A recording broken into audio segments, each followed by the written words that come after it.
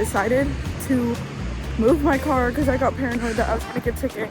I wasn't focusing on painting, I was focusing on if I was gonna get a ticket. So now I'm parked and I am walking back. Low-key kind of scenic, right? Kind of pretty. The lights. You can hear the birds. Wow. Truly like, I feel like the only person, like I literally don't see anybody else. Damn. Come with me as I struggle with my painting finals. This video is mostly going to be in Richard, but here's the proper introduction to Richards and also my painting life.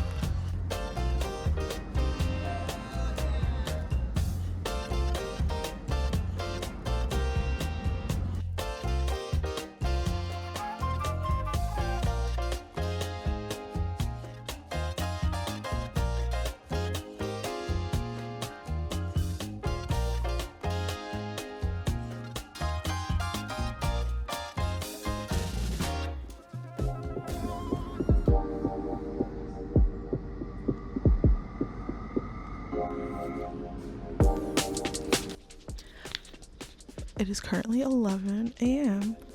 You kind of saw my timestamps. The meeting with my professor tomorrow at 5 p.m. and that is my final critique for painting this semester. Me pulling an all-nighter. Let's freaking go.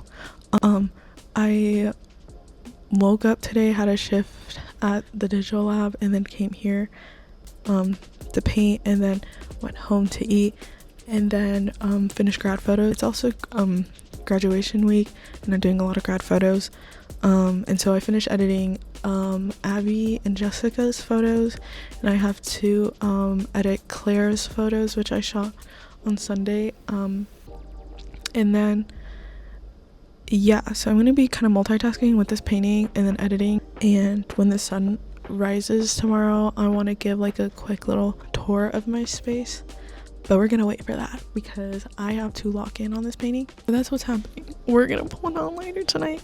I brought a blanket because sometimes it gets cold in here. I brought a brush.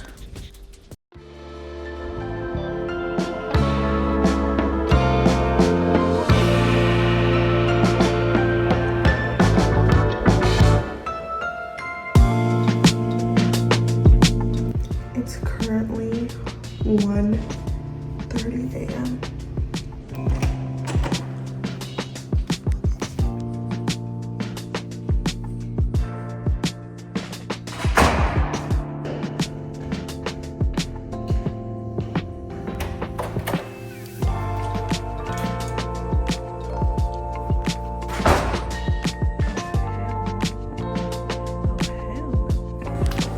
It's really scary.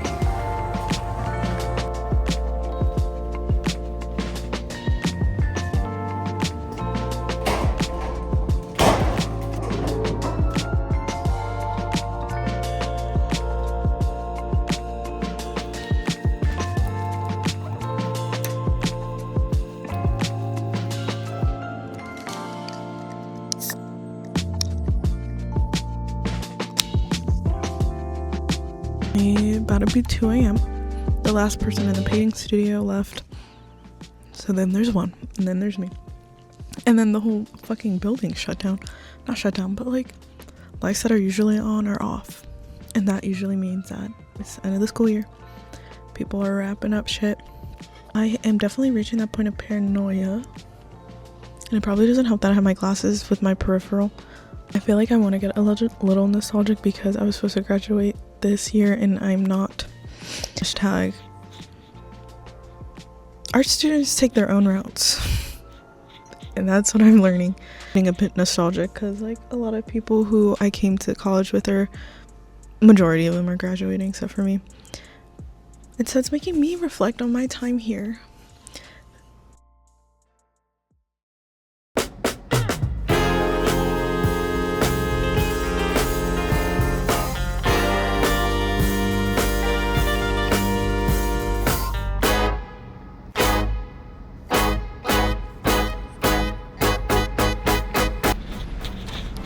It is currently 5, I think. Oh my god, is that my paint is all still wet, so I have to wait. After I took a nap, I was like, I need to lock in. The wood shop isn't open yet, so I can't cut anything yet. I'm in a little bit of a panic mood, but really I don't think there's much for me to panic, so I'll have to cut them out. But I thought instead of freaking out, I would do what I said I would do and do a little studio tour.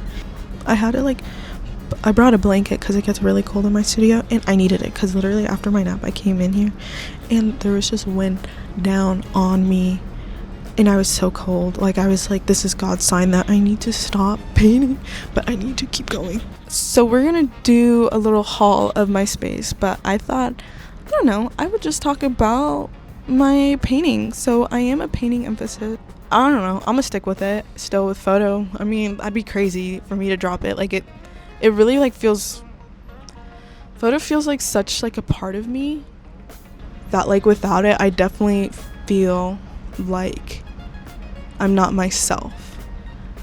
But painting for me feels like something that is connected to my soul. And I think it's because when it comes to painting, I really do allow myself to express my like feelings. My rule with painting is I paint stuff that I can't take photos of. I paint stuff not with the goal of it being like hyper realistic, but I paint stuff with the intent of it being something that delicious to my eyes. That's how I describe it. Something that's like stylistically strong, something that's stylistically established. I would say that that's my goal when it comes to painting, which is like completely different from photography. Yeah. Test. Guys, I finished her. It's actually June. So, okay. I was editing this vlog literally the first week I was in Mexico.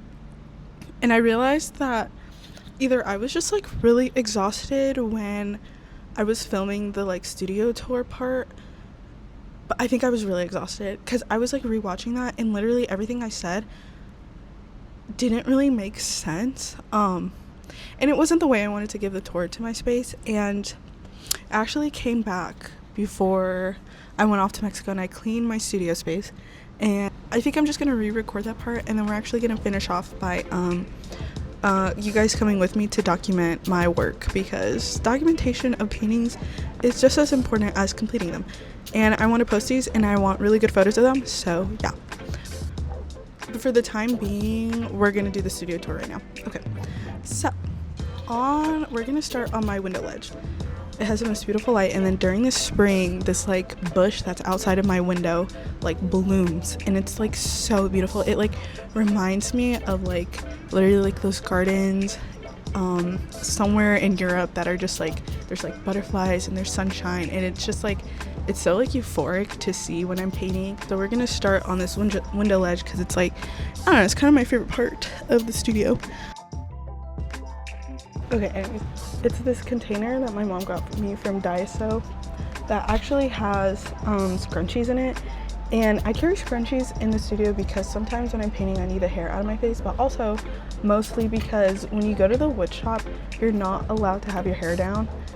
People still go with their hair down, but I am so scared of my hair getting caught and I don't even want to think what would happen next. But that's there to hold my necessities of scrunchies. And then next to that is this bathtub with BJ's on it. And BJ's actually, if you're, for my Nebraska viewers, BJ is like, how would I describe BJ's? Family chain restaurant. But when you go there, they have this like drink that comes in a bathtub. And I got this when I was in California, when I went by myself. And in here, I just have my glasses for the wood shop. I have this little Neato because, yeah, sometimes you just need a little stress reliever. I have this like chopstick rester, or like this chopstick holder that my sister got me when she went to Japan. I don't know, that's where these went. Earrings, This actually hangs outside of it most of the time. It's like this little like bird. It's like a little bird, but the bird comes with a little gun, a little scope. I have some erasers in here because when I was younger I used to collect Iwako erasers and only Iwako erasers. Like I was very particular. Like if it was like a different brand but like it still looked like Iwako, it needed to be Iwako. I just couldn't buy like an off-brand one. I don't know why I'm like that. I don't know why I was like that when I was younger. But so that's what's in that bathtub. That is another like chopstick holder that my sister got me. That I do use. This one I did use for my last painting because it just got icky with my paintbrush on the table and it just got to be a little too much. And then next to it, I am not comfortable picking up because I feel like it's just gonna fall apart. But I actually just got this. All right, this I got towards the end of the semester because they were giving away like free stuff that people made. And I grabbed this, put these like marigolds that had like dried up since last Day of the Dead event I ran. At the end of the school year, they were having this like table of like free stuff. This little like Charlie Brown figure that my dad got for me when I was in California. Charlie Brown, I have this little homie that I got when I went to Omaha one day. But she's literally gold. Like look at that hair. I want my hair to be as long as this. This calico critter.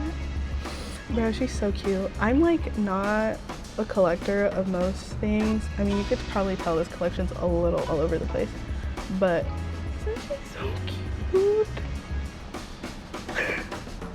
And then I have the Sony Angels that my sister gave me because she got a duplicate, and I got it pants because I like just didn't fuck with the kind of masculine energy it was bringing, and I feel like it kind of looks baller with the pants. No?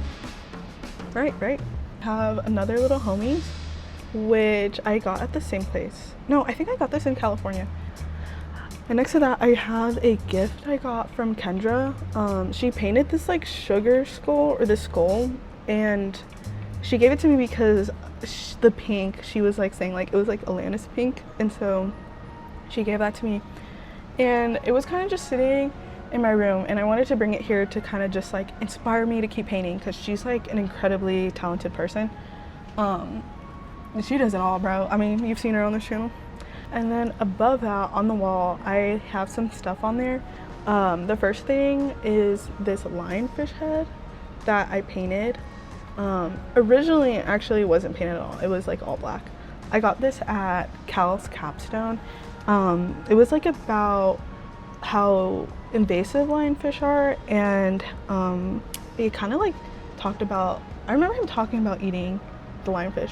But anyways, Cal's actually, he's been on the channel. He was in my December one like a lot.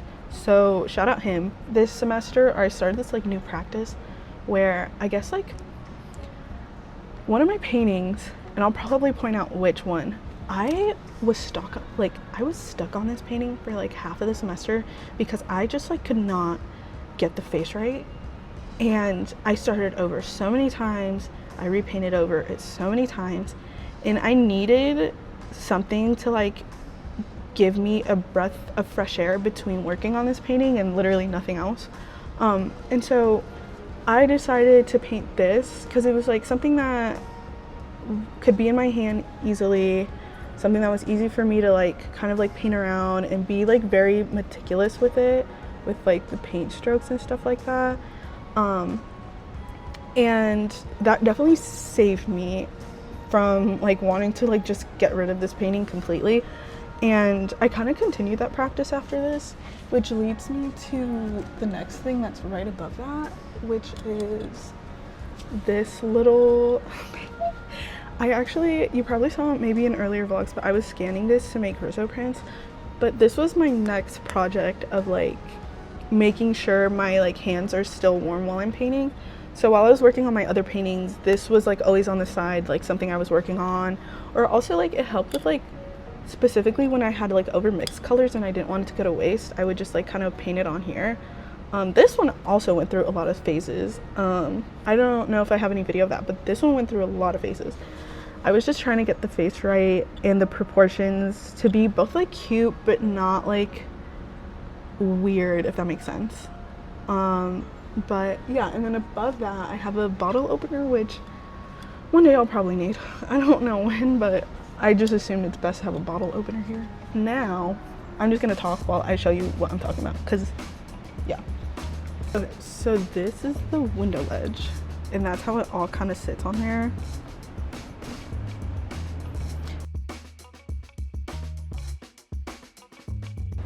And then moving on to this side, I have a painting left from a previous painter.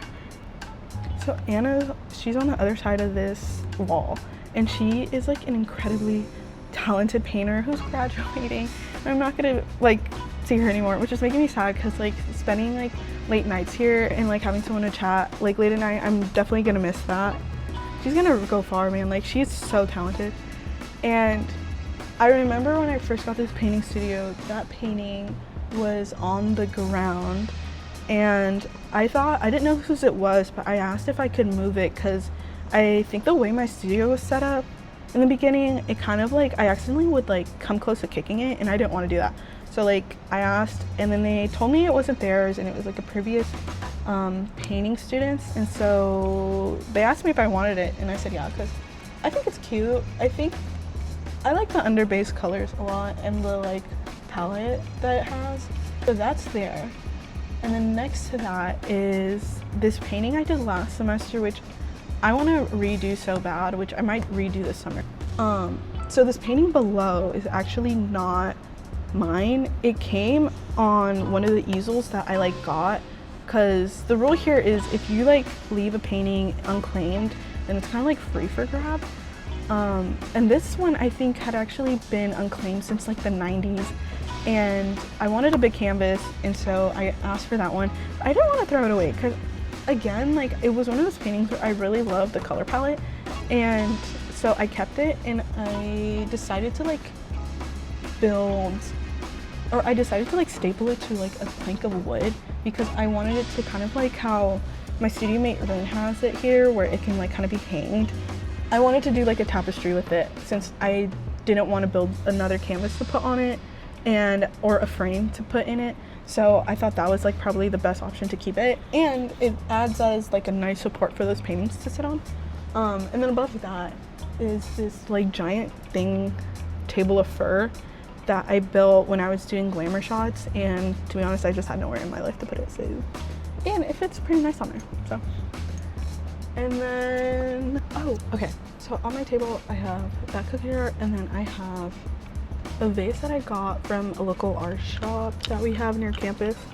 And then next to that I have a vase that I got from Masa when I won one of their events. This like nasty old container that you probably see in the thrift store all the time, filled with like all my paint. And then behind that I have just like a bag full of canvas, random material I might need, extra fur stuff. And then below my table I have a basket with all my paints, and then another crate filled with like more important miscellaneous items that I will probably need. And then the other side is Rin's, which is, they have literally been the best studio mate to share this space with ever. They brought this table in, which I'm currently using, and we share half of that. And then I have this wall. And then I have what I think really just sets my studio apart from everybody and shows that I'm utilizing all this space I have, because actually I would say that my studio probably has a lot more space than other people, which is why I also feel pushed to come here more often to paint. That is this beautiful 40 by, I don't even know, like 20 something portrait of Kendra. That's literally huge. Okay, I just got the key to the documentation space. I've actually never been there, so you're gonna come with me. Bruh. Wait. What is this? Wait, this is a TV I wanted. Okay, is it this? Oh my god, it is. This is so scary. Oh my god, what the fuck? What the fuck? Oh yeah, this is definitely it. What the fuck?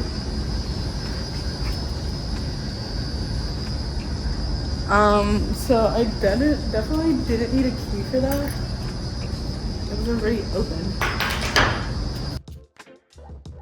I'm assuming this is where I do it.